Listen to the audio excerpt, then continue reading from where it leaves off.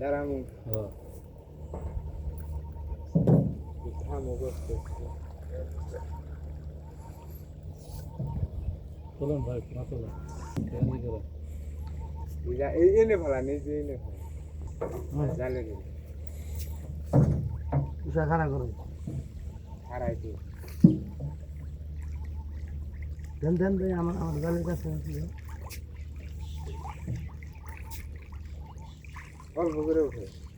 না বেশি করে উঠে